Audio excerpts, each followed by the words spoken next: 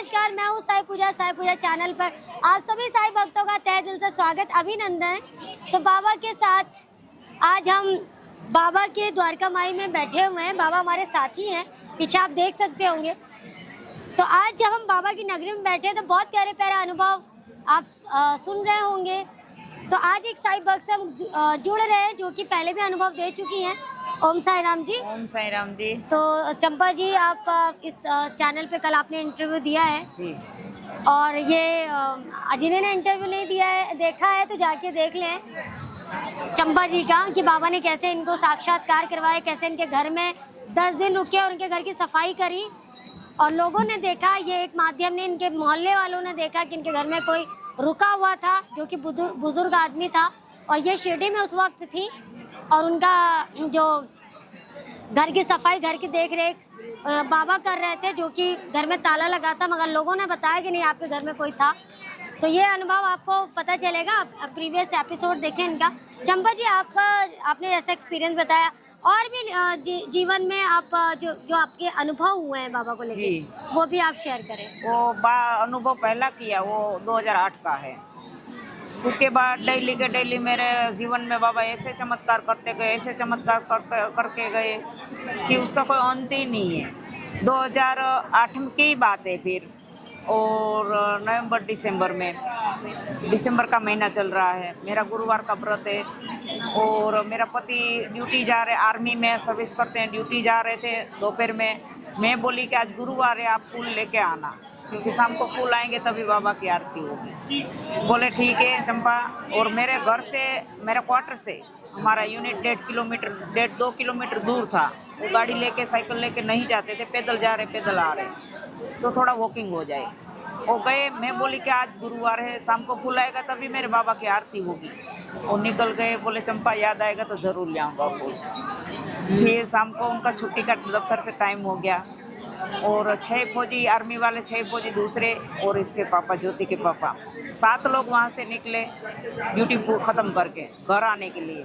पैदल पैदल आ रहे हैं, बीच में सिंगल क्वार्टर आए, वहाँ पहुँचे तो एक नीम का पेड़, बहुत बड़ा पेड़ है वहाँ, और पेड़ के नीचे 75 से 80 साल के फिर एक बाबा खड़े हैं और आर्मी का ड्रेस पहना हुआ।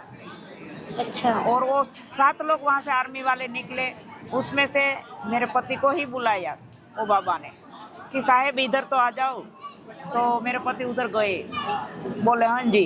बोले ये फूल तो घर ले जाओ। ओहो, मतलब बाबा आपने आरती के लिए फूल के लिए बोला था, लेकिन इसके पापा वहाँ से भूल गए थे, याद रहेगा, याद नहीं रहा था। अच्छा, भूल गए थे। और मैं वहाँ बाबा के मूर्ति के पास बैठी बैठी, बाबा ज्योति के पापा को फूल की याद ही दिलाना, बाबा ज्योति के पापा को फूल की, मेरा यही मंत्र था। शाम को 7 बजे का टाइम था, वहाँ वर्दी पहन के, आर्मी की वर्दी पहन के खड़े हो गए। बोले साहब इधर आ जाओ। इसके पापा को जैसे निकले, और 7 लोग थे, उसमें से किसी को क्यों नहीं बुलाया, मेरे पति को क्यों बुलाया, क्योंकि मैंने फूल मंगाया था। जैसा भाव रहा जिस जन का, जैसे मैंने पहले एपिसोड में बोला, वैसा रूप। फूल की बात हम दोनों में हुई, कोई तीसरा था ही नहीं उधर। और फूल 12-13 गुलाब के बड़े बड़े फूल, इसके पापा को मैंने रुमाल निकाला और फूल दिया, बोले फूल घर ले जाओ। फिर आते इसके पापा बोले कि चंपा बाबा है। मैं बोले आपको कहाँ मिल गए, मैं पागल हो चुकी हूँ, आप नहीं पागल हो ना। बोले नहीं, बाबा है। मेरे को भी हाथ फूल दे के गए। हम 7 लोग थे, उनको क्यों नहीं बुलाया, तूने फूल मंगाए, मेरे को क्यों फूल दिए, क्योंकि मैं फूल लाना भूल चुका था उधर का। तो ये मेरा दूसरा अनुभव है।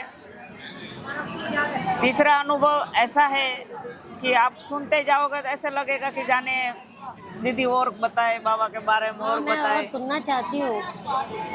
तो 2011 की बात है।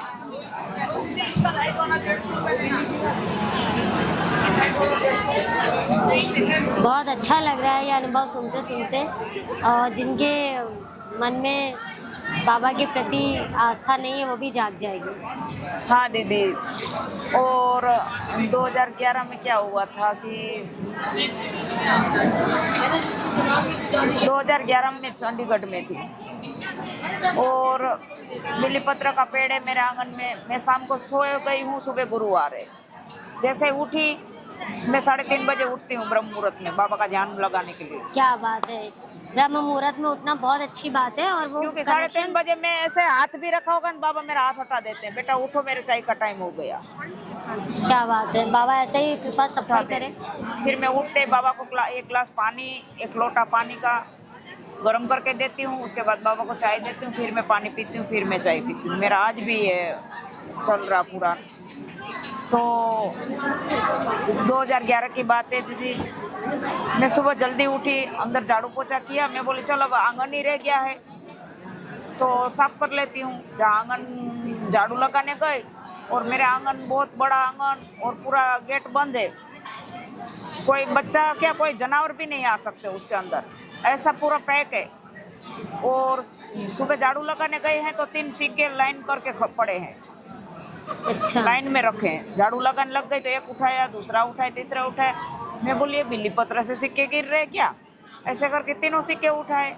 बाबा की मूर्ति अंदर मंदिर था, मंदिर के पास ले गए और वो प्रश्न जवाब की किताब है मेरे पास, भक्तों के, हाँ हमारे प्रश्न साईं बाबा को उत्तर।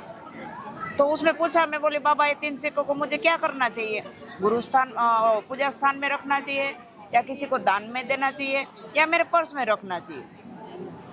तो बाबा का जवाब आया, बोले 3 रुपये 75 पैसे अपनी जेब में रखे। अच्छा, वो 3 रुपये मिला था, वैष्णवाली 75 में। पैसा, हाँ जी 75 पैसा तो अभी घर में है, घर में नहीं है, वो ढूंढना है मेरे को। 3 रुपये मिल चुके हैं, बोले 75 पैसा, 3 रुपये 75 पैसा अपनी जेब में रखे। जब आप प्रश्नावली निकालती हैं कैसे निकालती हैं? जिनके पास है वो भी कर लेंगे, जिनके पास नहीं वो ले लेंगे। प्लीज प्रश्न वाली किताबें और वो हमारी जीवन संगिनी है, वो किताब जिस भक्त के पास होगी वो कभी उसकी उलझन तुरंत सुलझ जाएगी।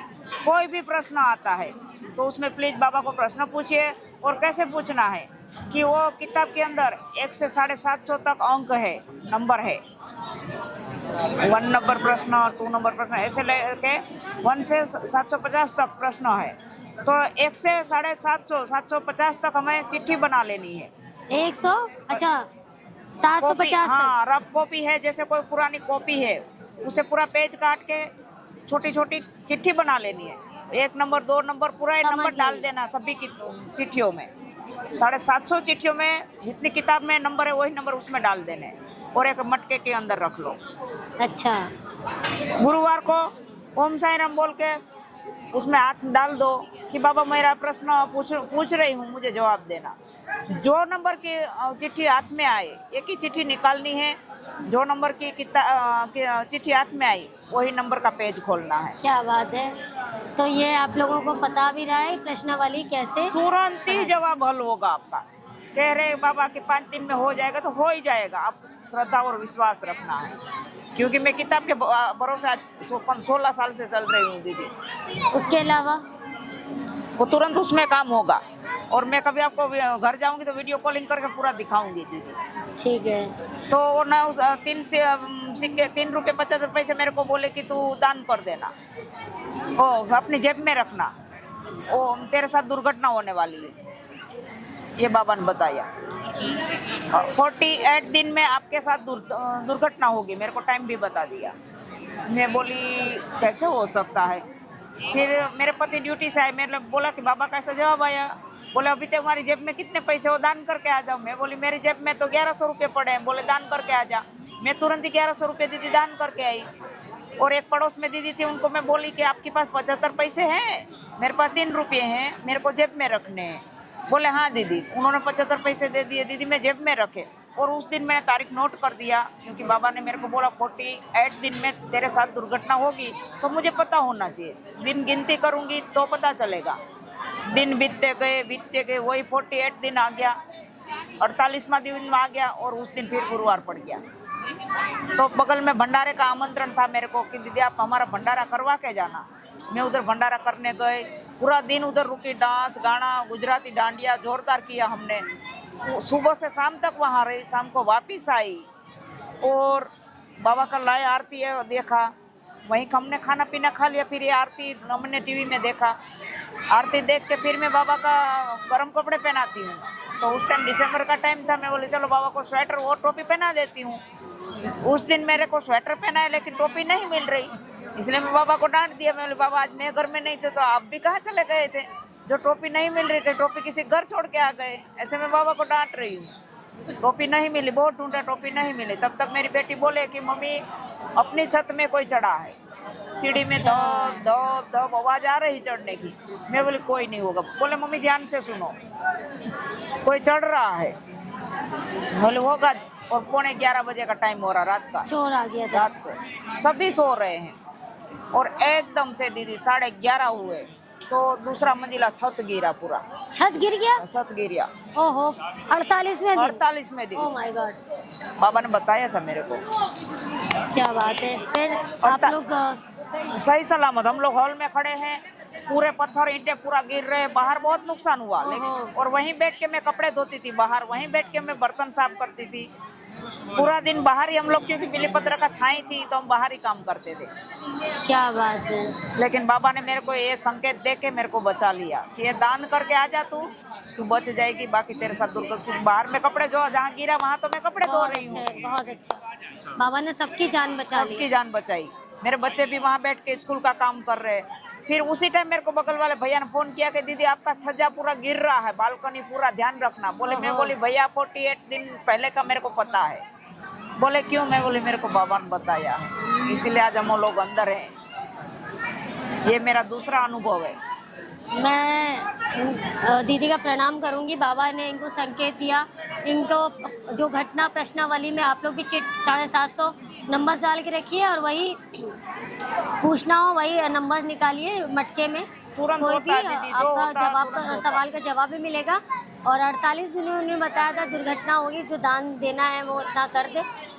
तो 48वें दिन इनका जो है छज्जा गिर गया, सेकेंड स्टोरी का पूरा घर नहीं गिरा, वरना आज ये यहाँ पर नहीं होती। तो बाबा ने कहीं ना कहीं इनके पूरे परिवार की रक्षा करी है। तो बाबा अंतर्यामी, सबका स्वामी, सबकी रक्षा करता है। दूसरी बात के 12:15 बज जाते तो बाबा का जो बात किया हुआ था 49 डेज हो जाता, समय पूरा हो जाता। तो बाबा कभी झूठ नहीं बोलते, इससे ये भी पता चलता है बाबा कभी झूठ नहीं बोलते, जो बोलते हैं वो सच होता है। कैसा लगा एक्सपीरियंस हमें जरूर बताएं।